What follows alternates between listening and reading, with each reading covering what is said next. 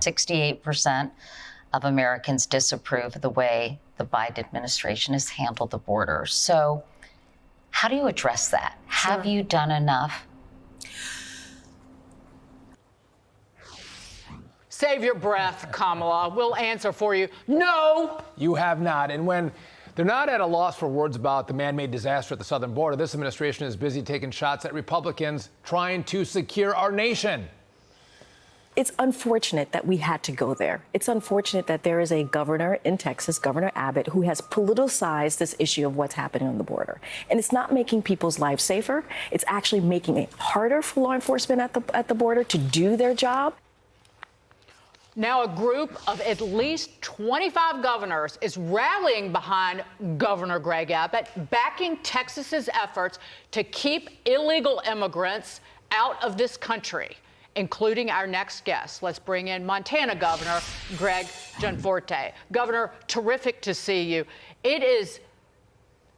How do you see it? Because I'm hearing Governor Abbott talk about this earlier. This is his constitutional right, running the state, to secure the Texas's right of self-defense.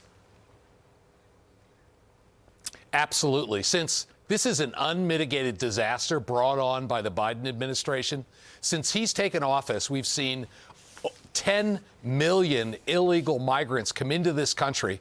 That's 10 times more than the population of our state, Montana. Just think about that for a second. These people are affecting us here. We're seeing increased drug trafficking. We're seeing human trafficking. We've been arresting cartel members in Montana on the northern border. So, and to make that even more absurd, the Biden administration is now instructing Customs and Border Patrol to remove barriers at the southern border. They should be working with Texas. Governor Abbott is doing exactly the right thing. If the federal government won't fulfill their obligations, the states have to step up, and that's why we're standing with Governor Abbott in his fight. You know, Governor, I wonder if you and other governors are just sick of this administration lying about what's happening at the southern border, gaslighting the American people. The Red Cross, NGOs, non-governmental organizations, the UN, which we fund, are all throughout Central and South America with maps and directions and aid and food to help people get to our southern border. And then Joe Biden opens it up, wants to cut wire to let more people in. And all the while, he tells you and us that he's trying to secure the border and it's Republicans' fault. Give me a break. Yeah, I've been down to the southern border multiple times. I've seen it in Texas. I've seen it in Arizona. I've seen it in California. The Customs and Border Patrol officers are overworked. They don't have the resources. They need a physical barrier. They need additional electronic controls. Montana has sent our National Guard. They've been down there on the southern border for most of last year, assisting Customs and Border Patrol. So states are stepping up. But at the end of the day, this is a federal responsibility. This is a question of national defense. A country with no borders is no country at all. And we just have an open, revolving door at the southern border. There seems to be a lack of understanding. I mean, Kamala Harris, appointing her was the only thing Joe Biden has done, and she's been a complete dud.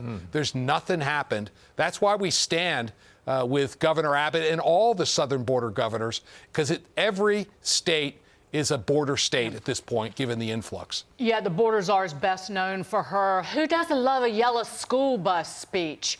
Do you think that Governor Abbott wins on this? Do you think that Joe Biden has the stones to federalize the Texas National Guard? Do you think that ever happens? Well, I think the Customs and Border Patrol should be working with the Texas National Guard, just like we did when we sent the Montana National Guard to the southern border. We have common cause. We need to secure the border and prevent illegal crossings, which are really just a profit center for these cartels in Mexico. Yep. Joe Biden's funding the invasion and wants the invasion. That's clear to me. All right, let's go to this. Governor, Republicans have also teamed up writing to the president about concerns you have over his rush to shift to electric vehicles up in Montana. I'm from Wisconsin. It's cold. Electric vehicles don't work. They don't provide heat and fuel for your cars. What's the movement here? Well, 15 governors have come together to ask the Biden administration literally to pull the plug on his electric vehicle mandate. Now, we're not opposed to electric vehicles. They're a good innovation, but it should be consumers decide if they want them. To mandate that 2 out of 3 by early next decade are going to be EVs in this country, it doesn't work in all municipalities. There's a lot of space in Montana. The weather can be cold. And this is just not the right solution for Montana, and that's why we've taken the step we have. Governor Greg Gianforte, keep up the fight. We appreciate you joining us.